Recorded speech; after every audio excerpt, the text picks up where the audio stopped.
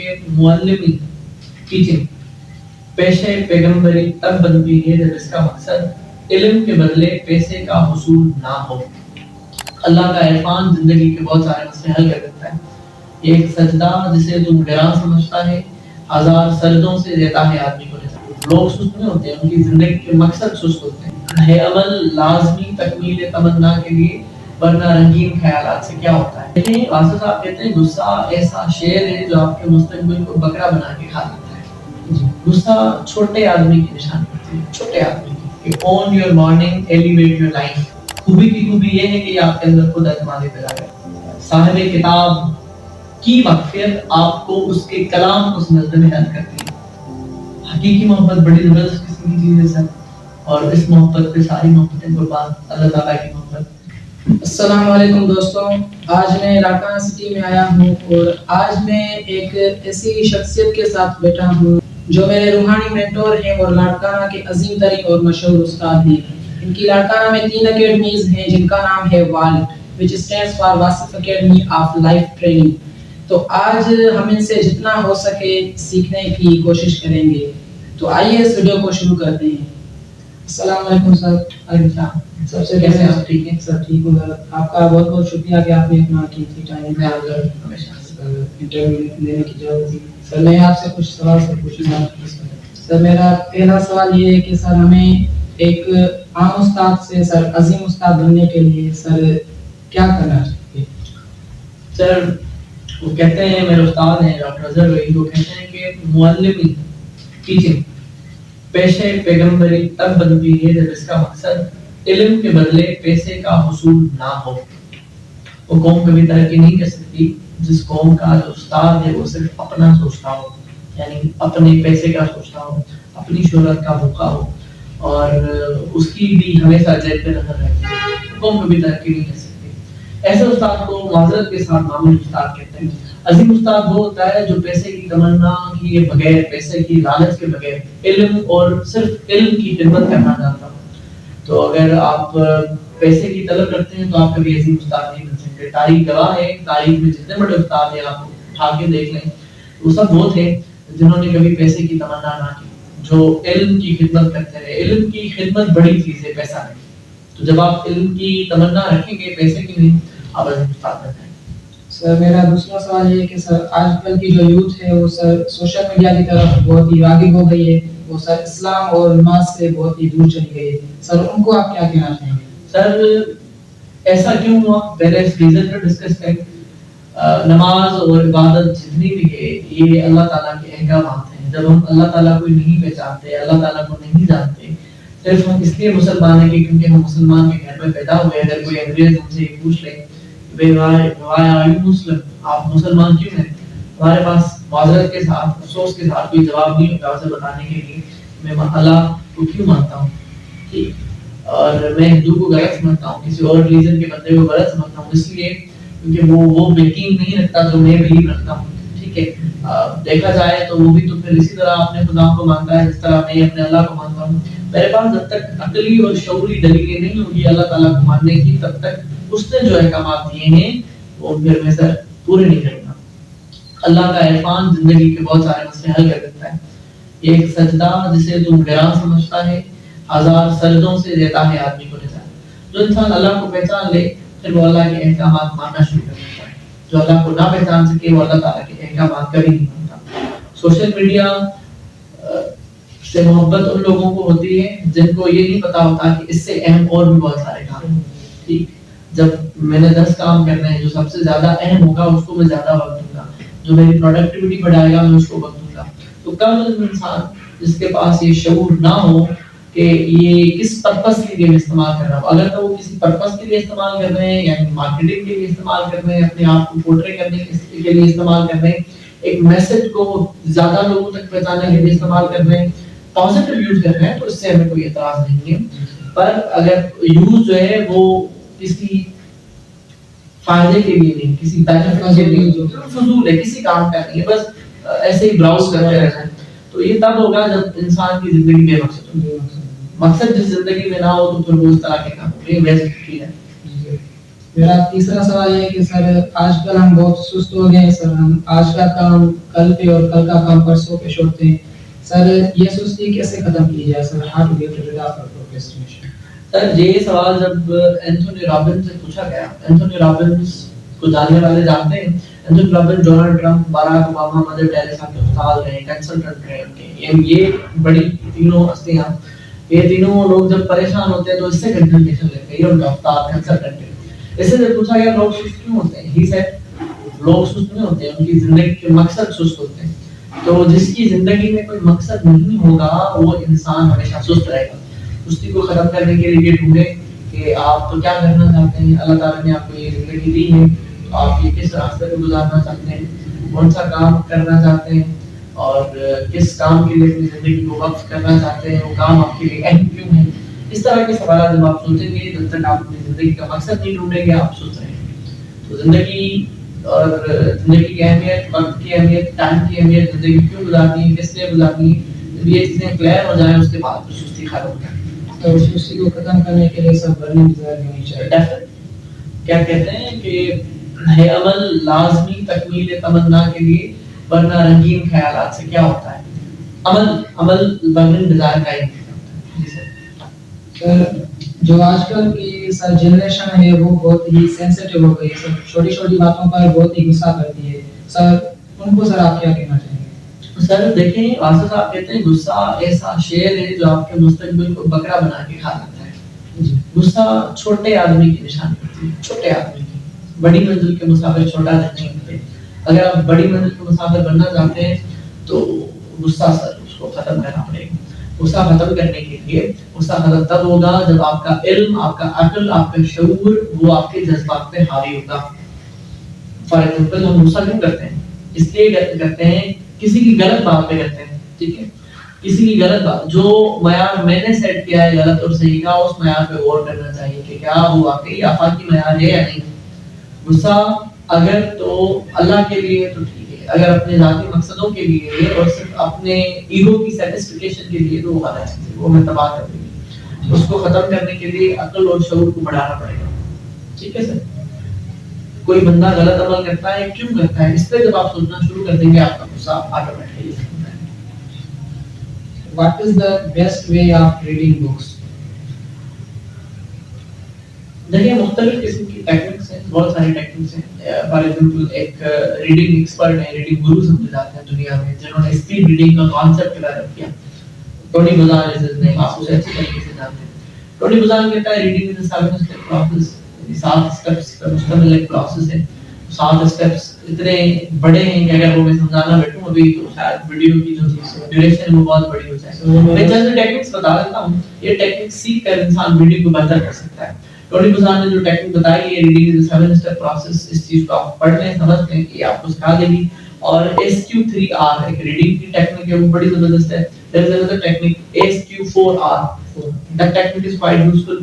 There is another technique, pre-reading technique, while reading technique and after reading technique. یہ تینوں techniques جب آپ پڑھیں گے, اور SQ3R, SQ4R, ٹونی بزان کے کانسیپٹس آف ریڈنگ اسکلز, یہ 4-5 چیزیں ہیں. یہ میرے نزدیک, میرے علم کے مطابق ان سے بہتر وے کوئی نہیں ہے ریڈنگ کا. سر ہم کوئی بھی سر اچھی عادت شروع کرنے جاتے ہیں سر, اسے ہم کچھ دنوں کے لیے سر جاری رکھتے ہیں سر, پھر ہم واپس سر اس عادت کو چھوڑ دیتے ہیں سر, ڈیلی لائف میں. سر ہمیں ایک اچھی عادت کو کنسسٹنسی سے کنٹینیو کرنے کے لیے سر کون سی اسٹریٹجی اپلائی کرنی چاہیے؟ سر دیکھیں, جب آپ ریفلیکٹیو ہوتے ہیں, جب آپ غور کرتے رہتے ہیں, آپ کو پتہ ہوتا ہے کہ یہ عادت اگر میں نے اپنے کیریکٹر کے اندر انسٹال کر لی تو پھر اس کے مجھے کیا کیا فائدے ملیں گے. جب آپ اس چیز پہ روزانہ کی بنیاد پہ سوچتے ہیں تو آپ کنسسٹنٹ ہو جاتے ہیں.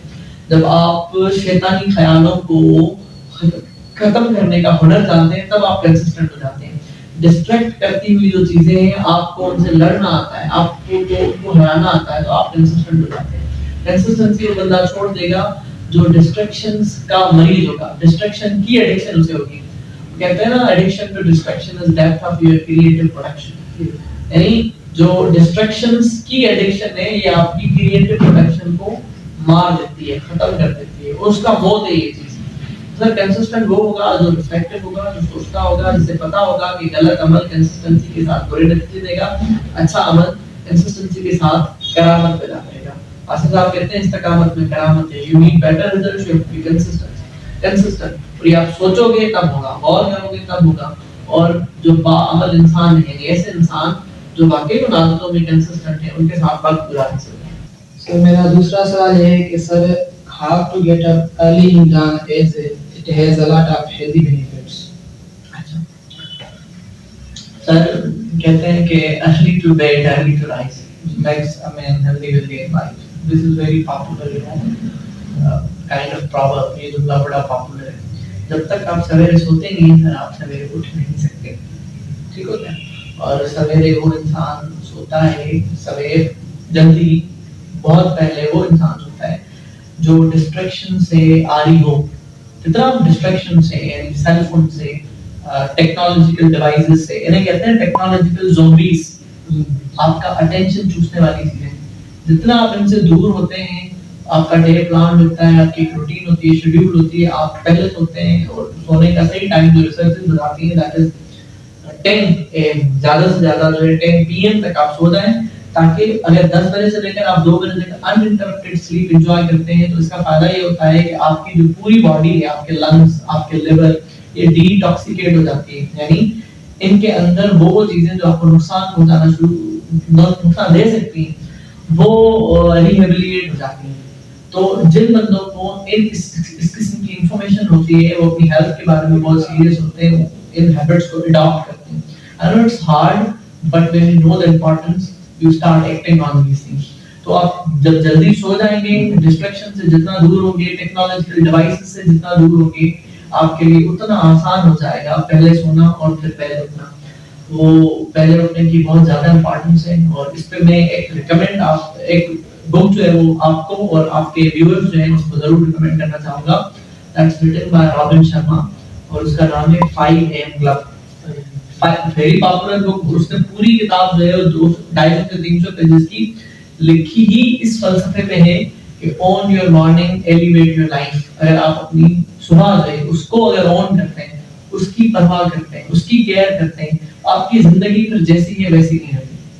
अर्ली राइज इंसान तब करेगा जब उसे ये पता होगा कि इसकी अहमियत क्या है। सारी दुनिया जब सो रही है उस वक्त भी उसका वक्त बढ़ जाएगा, उसके पास टाइम ज्यादा बढ़ जाएगा, और ये तब मुमकिन होगा जब आप सवेरे सो जाएं। मैं इस क्वेश्चन से सर एक और रिलेटेड क्वेश्चन सर, जब हम सुबह को सर उठते हैं सर, अलार्म सेट करते हैं सर, उस वक्त सर जल्दी में सर हम अलार्म को सर बंद कर देते हैं सर, फिर सोने लग पड़ते हैं सर, उस वक्त सर क्या करना चाहिए? उस वक्त सर मेरे एक स्टूडेंट ने मुझे एक ट्रिक बताई थी। ही सेड सर उस वक्त आप 1 2 3 4 5 काउंट करके जंप लगाया करें। Do not focus on any other thought, किसी और थॉट में फोकस नहीं करना, यार सो जाता हूं नहीं करना, नहीं। 1 2 3 4 जंप लगा लें, उसके बाद फिर देखते हैं कि आपको नींद आती है नहीं आती। Do that, it works.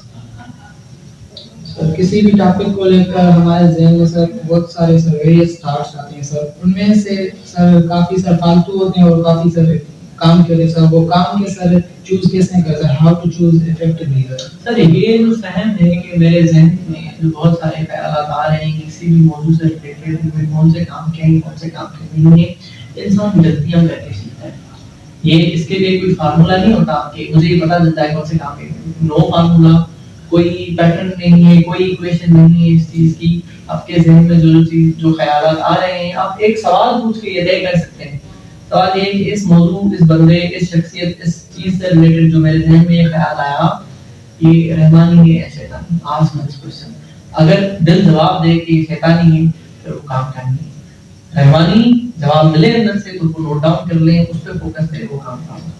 बाकी इंसान गलतियां करके सीखता है, इंसान मिस्टेक्स करके सीखता है, ठीक है। ऐसा कोई थॉट जो किसी की बुराई से रिलेटेड हो, ऐसा कोई थॉट जो नतीजे पे ना पहुंचाए, ऐसा कोई थॉट जिसमें किसी और का नुकसान शामिल हो, ऐसा कोई थॉट जो जज्बाती किस्म का हो, ऐसा कोई थॉट जो अकली ना हो, ये सारे जो थॉट हैं ये शैतानी थॉट होते हैं। इनको आप साइडलाइन कर लें, इसके अलावा जो बच जाते हैं वो प्रोडक्टिव हो रहे हैं। تو میرا دوسرا سوال ہے کہ سر کیا موویز دیکھنا ٹھیک ہے سر؟ اگر ہاں تو سر ہمیں کس ٹائپ کی مووی دیکھنی چاہیے؟ سر سائنس فکشن موویز دیکھیں, ہسٹری سے ریلیٹڈ موویز دیکھیں, ڈاکومنٹریز اسپیشلی زیادہ دیکھیں. ایسی ڈاکومنٹری جو دنیا میں جو ہسٹوریکل ایونٹس ہیں ان پہ بنائی گئی, ایسی مووی جو سائنس فکشن سے ریلیٹڈ ہو ان پہ بنائی گئی, وہ بڑی زیادہ اہم ہوتی ہیں. وہ آپ کے علم اور شعور میں اضافہ کرتی ہیں, آپ کو نئے سوال دیتی ہیں, جو آپ کو سوچنا سکھائیں وہ موویز دیکھیں, جو آپ کے فکر میں اضافہ کریں وہ موویز دیکھیں. سائنس فکشن ایک بہترین کیٹیگری ہے ہسٹوریکل موویز کی. یہ دو کیٹیگری جو ہے وہ بڑی زبردست ہیں. باقی don't go for funny movies, don't go for horror movies, do not go for movies that are purely based on entertainment. یہ کسی کام کی نہیں, آپ کا ٹائم ضائع کریں گے. تو سائنس فکشن موویز کی طرف جائیں. اس صدی کے سب سے بڑے سائنٹسٹ جو ہیں میچیو کاکو, اسٹرنگ تھیوری کے پائونیئر ہیں. String theory is called theory of every thing. وہ کہتے ہیں کہ آج میں فزکس میں جس بھی جگہ پہ ہوں, اس کے پیچھے ریزن جو ہے وہ میرے چائلڈہڈ کی سائنس کی ایجوکیشن ہے. اور چائلڈہڈ کی سائنس کی education purely science fiction movies پہ بیسڈ ہے. اس ایپ کے جب ہم چھوٹے ہوتے تھے, پڑھتے تھے اسکول کے اندر, تو ہمیں اسٹار وارز جیسی سیریز دکھائی جاتی تھی. اور پھر اس سے میں نے امیجن کرنا سیکھا, امیجنیٹو ہونا سیکھا, پاسبلٹیز کیا کیا ہو سکتا ہے, یہ ساری چیزیں سیکھی. یہ بھی ممکن ہے, یہ ناممکن ہے, یہ بھی ہو سکتا ہے, یہ بھی ہو سکتا ہے. یہ ساری چیزیں مجھے پتا تھی. سائنس فکشن کی موویز دیکھیں, ہسٹوریکل موویز دیکھیں, یہ آپ کے شعور میں اضافہ کریں. سر دوسرا سوال یہ ہے کہ سر ہم سنتے ہیں کہ سر یونیورس کو سر یہ کیجیے وہ کیجیے. سر جو یونیورس ٹرم ہے یہ ہم بہت زیادہ سنتے ہیں سر, یونیورس سے جو اپنا ریلیشن ہے وہ بنا. سر یہ یونیورس آخر ہے کیا؟ سر آپ لا آف اٹریکشن کی بات کر رہے ہیں کہ بھائی یو گیو ٹو, آپ جو یونیورس کو دیں گے وہ آپ کو. جس طرح سیکرٹ بک میں دا سیکرٹ جس چیز کو یونیورس کہتی ہے وہ خالق کائنات کی ذات ہے. ٹھیک, مطلب وہ کہتی ہے کہ بھائی یہ دنیا میں مختلف قسم کی انرجیز ہیں, اور انرجیز یہ پوری جو کائنات ہے انرجیز کا بھنڈار ہے, انرجیز کی بنی ہوئی ہے. اگر آپ پازیٹیو انرجیز یونیورس کو دو گے تو ریٹرن میں آپ کو بھی پازیٹیو انرجی ملے گی, نیگیٹو دو گے تو نیگیٹو ملے گی. خالق کائنات کو سمجھ نہ سکی اس لیے اس نے انرجی اور یونیورس کا نام دے دیا. ٹھیک ہے, اس کے اپنے بلیفز ہیں, وہ خدا کو بھی انرجی کا نام دیتے ہیں, اسے گاڈ از انرجی اپنے کتاب میں لکھتی ہے. خیر, خالق کائنات نے تو وہی سیم بات کی نا کہ میں انسان کو اس کے ذات کے مطابق رکھتا ہوں, اس کی سوچ کے مطابق رکھتا ہوں. بات درست ہے رونڈا بائرن کی, جس قسم کی سوچ کی فریکوینسی لے کر آپ نکلو گے, آپ کو یہ کائنات ویسے ہی مل سکے. مطلب خالق کائنات ویسے مل سکے. Sir how to boost up our self confidence. Self confidence practice سے اور خوبی ہونے سے ڈیولپ ہوتا ہے, بوسٹ اپ ہوتا ہے. اگر کسی انسان کے اندر کوئی خوبی نہیں ہے تو اس کے اندر سیلف کانفیڈنس نہیں ہوگا. تو زیادہ اسکل سیکھیں, ان اسکلس پر پریکٹس کریں. پریکٹس آپ کو ماسٹری دے گی, اور ماسٹری آپ کو خوبی سے. خوبی کی خوبی یہ ہے کہ یہ آپ کے اندر خود اعتمادی پیدا کرتی ہے. خود اعتمادی, سیلف کانفیڈنس, کوئی خوبی ہوگی تو آئے گا, خوبی نہیں اس بندے میں سیلف کانفیڈنس نہیں ہوگا. کوئی چیز پرفارم کرنے کے لیے ایک اسکل ریکوائرڈ ہے, کسی بندے کے اندر وہ اسکل نہیں, وہ ایکسپرٹیز نہیں ہے, تو وہ کانفیڈنس میں بہت پیچھے ہوگا. کسی بھی پرفارمنس کے لیے جو اسکلس ریکوائرڈ ہیں وہ اسکلس آپ نے سیکھنی ہے, ماسٹر کرنی ہے, ان پہ پڑھنا ہے, ان پہ زیادہ پریکٹس کریں گے تو ماسٹری ملے گی, اور ماسٹری مل گئی تو آپ کا جو کانفیڈنس ہے وہ بوسٹ اپ ہوگا. سر آج کل 21st سینچری میں سر ہمیں کون سی سر اسکلز سیکھنی چاہیے جو سر ہمیں ارننگ میں سر مدد کریں گے؟ دیکھیں, کمیونیکیشن اسکل کو میں ٹاپ پہ رینک کروں گا, thinking skill, creative thinking skill, اس کے ساتھ ساتھ emotional management skill. 21 lessons for 21st century کے اندر وہ کہتا ہے کہ بھائی آج کی دنیا میں وہ انڈیویجول سروائیو کر پائے گا جو اپنے ایموشنز کو مینیج کرنا جانتا ہے. Time management skill, planning skill, goal setting and goal getting skill, and team developing skill, leadership skill, stress management skill, lateral thinking skill. تو تھنکنگ سے ریلیٹڈ جتنی اسکلس ہیں وہ ساری چیزیں, اور ہر کسی کی فیلڈ آف اسپیشلائزیشن ہے, ہر کسی انسان کا مقصد مختلف ہوتا ہے. اس مقصد سے ریلیٹڈ جتنی اسکلس آئی ہیں وہ آپ نے اسپیسیفکلی سیکھنی ہے. مثال کے طور پہ میں ٹیچر ہوں, مجھے کمیونیکیشن اسکل زیادہ آنی چاہیے. اگر کوئی انجینئر ہے تو اس کو میتھمیٹیکل اسکل اور کریٹو اسکل زیادہ آنی چاہیے. اگر کوئی آرکیٹیکچرل ڈیزائن کی طرف جاتا ہے تو اسے ڈیزائن کی انڈرسٹینڈنگ زیادہ ہونی چاہیے. تو ہر فیلڈ سے ریلیٹڈ اسپیسیفک اسکلس الگ ہوتی ہیں. باقی جنرل وہ ہیں emotional management skill, planning skill, time management skill, stress management skill and thinking management skill. یہ ساری اسکلس آج کے دور میں انتہائی ضروری ہے آپ کو آگے بڑھانے کے لیے. لوگوں کو سمجھنے کی اسکل, لوگوں سے کام لینے کی اسکل, ٹھیک ہے, اور خود کو پہچاننے کی اسکل, یہ بہت ضروری ہے. سر لوگوں سے کام لینے کی اسکل کو سر کیا کہیں گے؟ اسے انٹرپرسنل اسکل کہتے ہیں. سر کسی بھی سر پوئٹری کو سر پڑھنے اور سمجھنے کا سر صحیح طریقہ کیا ہے؟ کسی بھی پوئٹری اور اس کو سمجھنے کا صحیح اور پہلا جو اسٹیپ ہے وہ یہ ہے کہ آپ جس کی پوئٹری پڑھ رہے ہیں اس کی زندگی سے واقف کرتے ہیں. ٹھیک, نمبر 1 صاحب کتاب کی واقفیت آپ کو اس کے کلام کو سمجھنے میں مدد کرتی ہے. یعنی اگر آپ نے میرے ساتھ وقت گزارا ہے آپ میری کئی بات کو آسانی سے سمجھ سکتے ہیں کیونکہ آپ نے میرے ساتھ وقت گزار کے میری شخصیت کو جان لیا ہے. پھر جو الفاظ میں بیان کر رہا ہوں وہ آپ کو چانسز ہے کہ زیادہ سمجھ آئے. کمپیریٹیولی اس کے جس نے مجھے نہیں پہچانا, جس نے مجھے نہیں جانا, جو مجھ سے واقف ہی نہیں, پہلا تو اسٹیپ ہے کہ صاحب کتاب سے واقف, اس کی زندگی سے واقف, اس کے فلسفے سے واقف. ٹھیک ہے, شاعری اپنے خیالات اور تھاٹس کا ایک ذریعہ ہے, ان کو اظہار کرنے کا ذریعہ ہے. نمبر 1 پہلی چیز ہے. دوسری چیز یہ ہے کہ پوئٹری کی مختلف ٹائپس ہوتی ہیں. غزل الگ ہوتی ہے, نظم الگ ہوتی ہے, رباعی الگ ہوتی ہے, مختلف ٹائپ ہوتی ہیں. تو ہر ٹائپ کو لکھنے کا طریقہ کیا ہے اس کی اگر تھوڑی انڈرسٹینڈنگ ہوگی تو بھی ہمیں پوئٹری جو ہے آسانی سے سمجھ آ جائے گی. باقی سمپل اور سادی سی بات یہ ہے وہ یہ کہ پوئٹری کے اندر الفاظ استعمال ہوتے ہیں, ہمیں اس کا مطلب اور معنی اور مفہوم آتا ہوگا تو ہم اسے آسانی سے سمجھ سکتے ہیں.